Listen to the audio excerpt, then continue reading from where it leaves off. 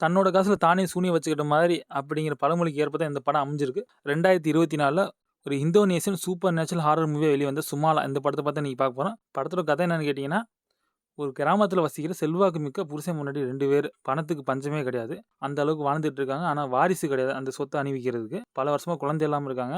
அப்புறம் அந்த புருஷனோட மாமன்காரன் வந்துட்டு, "என்ன உன் சொத்து சுகம்லாம் இருக்கு. வாரிசு கிடையாது. இந்த பணத்துல என்ன பண்ண போற?" அப்படின்னு கேட்கிறப்ப, "அது எனக்கு தெரியும். நீ வேலைய பார்த்துட்டு போயான்னு" சொல்லி அடிச்சு துரத்தி விட்டுறாரு. தன்னோட மனைவி வீட்டுக்கு போய் ஒரு வார்னிங்கும் பண்றாரு.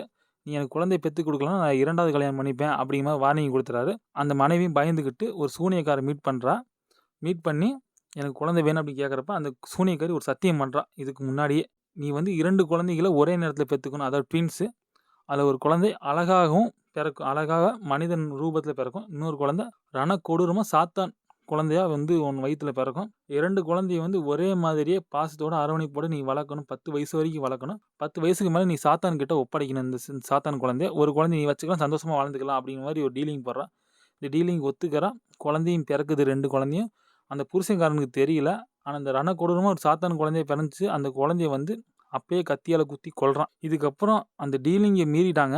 அந்த டீலிங்க மீறினனால இந்த குடும்பத்துக்கு என்ன ஆச்சு? அந்த கிராமத்தில வசிக்கிற நபர்களுக்கு என்ன ஆச்சு? அப்படிங்கிறது தான் மீதி கதை. படத்த வந்து வேற லெவல்ல பண்ணி வச்சிருக்காய்ங்க. சம்பவமா பண்ணி வச்சிருக்காய்ங்க. கொலைகள் மட்டும் தான் நடக்குது. அதுவும் சும்மா கொல்லாம, கொலை பண்ணி தலைய துண்டா வெட்டி, எல்லா தலைகளையும் குச்சியில குத்தி சோளக்காட்டுக்கு நடுவுல வந்து குத்தி வச்சிருக்கு. அந்த சீன்லாம் பார்க்கறதுக்கு ஹாரரின் உச்சக்கட்டம். எந்த அளவுக்கு ஒரு சம்பவம் பண்ண முடியுமோ, அந்த அளவுக்கு சம்பவம் பண்ணி வச்சிருக்காய்ங்க. சூப்பரா இருக்கு படம். இந்த படங்கள வந்து நான் யாருக்கு ரெக்கமெண்ட் பண்ணுவேன்னா, 18 வயசுக்கு கீழ இருக்கவங்க யாருமே பார்க்க வேணாம் தயவு செஞ்சு. படம் ரொம்பவும் காட்சிகள் வந்து பயங்கரமா இருக்கனால நீங்க பார்க்க வேணாம். ரத்தம் தெரியிற காட்சிகள் அதிகமா இடம் பெற்றிருக்கு.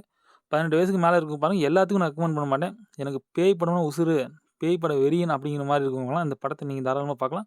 Netflixல அவைலபிளா இருக்கு. இங்கிலீஷ் சப்டைட்டில்ஸோட தான் இருக்கு. தமிழ் டப்ல கிடையாது. Only English subtitles. நீங்க படம் பார்த்து என்ஜாய் பண்ணுங்க. இந்த வீடியோ புடிச்சா லைக், ஷேர், கமெண்ட், சப்ஸ்கிரைப் மறக்காம பெல் ஐகான் கிளிக் பண்ணுங்க. அப்பதான் நான் குடுக்குற அப்டேட் உடனுக்குடனே உங்கள வந்து சேரும். Thank you guys.